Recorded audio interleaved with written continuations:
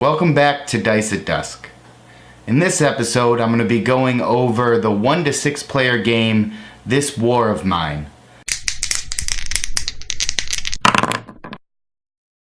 So what do I think about the game?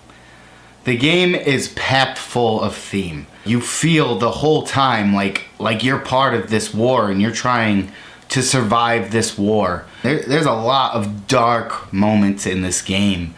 I just remember one that sticks out, that we were out exploring these different locations and then we flipped over one of these cards, these reality impact cards, and it brought us to a story in that book, and it said that these people were drug out of the house and held at gunpoint. I like a game with theme, and one with story like this, it hits the nail on the head. And this game is probably one of the better ones I've played in a while because of the feel. You just are immersed in this story, and you feel like you are trying to survive. As for the gameplay, it plays, and I explain it like Dead of Winter.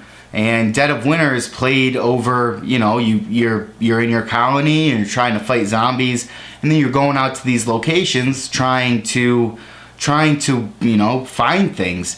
And that's basically what you were doing. But imagine that with stuff to do in your colony. So say you had to make stuff, or you had to board up your house or make it more secure. You can do that, and that's kind of how it feels. Is almost that Dead of Winter feel. I really like how they did the range, like how far different locations are, and how it makes you how you can spend more time at one location, and that's not necessarily good. The greatest part of the game was this exploration, because that's where you're getting all of this storytelling and just how it just throws a bucket of theme on you. I mean, little things that I wish were a little bit different. The dice, there's only one set of dice depending on which weapon you have. So you could have a knife, which is the a yellow die which has little knife symbols on it, or you can have a gun, or you can fight with your fist. And there's only one set of dice. So what that means, and it's not really a big deal, you have to roll one for the enemy that you're fighting, and then you have to roll one for yourself, and then damage is done at the same time. It would have been nice if they just included 2 sets of dice, just so you could roll one and then roll the other. And I feel like that is such a little, nitpicking at what I want. The quality of it, the quality of the components they're great. I like the tokens themselves, like the shovels and meds, they're just cardboard pieces that you're gonna punch out.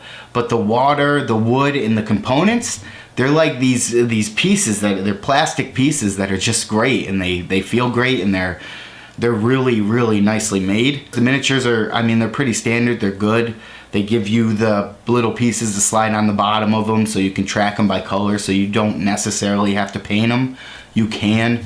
I'm not really the best painter, so that's not going to be something that I do. The cards themselves, you're going to, like I said, you're going to see them over and over and over again, but that's not a big deal. The 1,600 stories that you can go and adventure through. It's a cooperative game, and that is something that I do like, and my wife also likes it.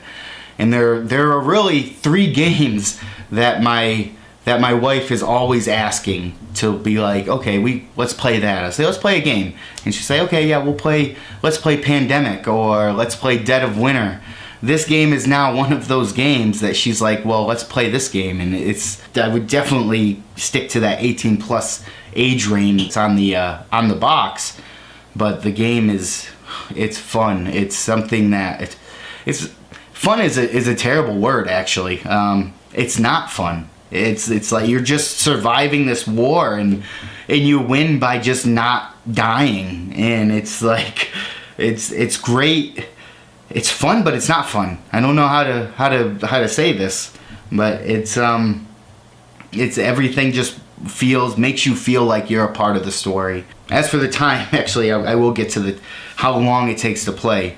I believe the box says it takes like an hour to an hour and a half to play, and that's kind of true, I guess. The way it's played is through these chapters, and each chapter has a save point, and the save thing that they have is it's not very good right now. It's a piece of paper that you're just writing things on, like the placement of things, or what different tokens or components, what you have, and then you're putting them in a bag.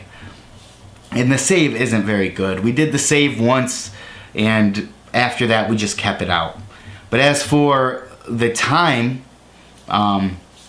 it takes, I would say, an hour to an hour and 45 minutes to play a chapter, depending on how many decisions and how long you think about decisions, and just have conversations over each decision that you make.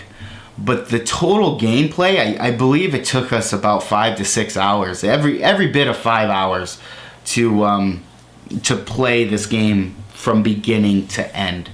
So it is not a game that you're going to want to bring to like a game night once. It's going to be something that you have somebody to play with, or a group to play with, over a 3 or 4 night period. I can't get over how much fun I had playing it, and the decisions, and just feeling like it's like you read them stories in the book. I recommend this for an adult game night, and it's really, really fun. And again, it's probably one of the better games I've played in at least a year. Like it would be on my top for the games of 2017. But until next time, keep playing games.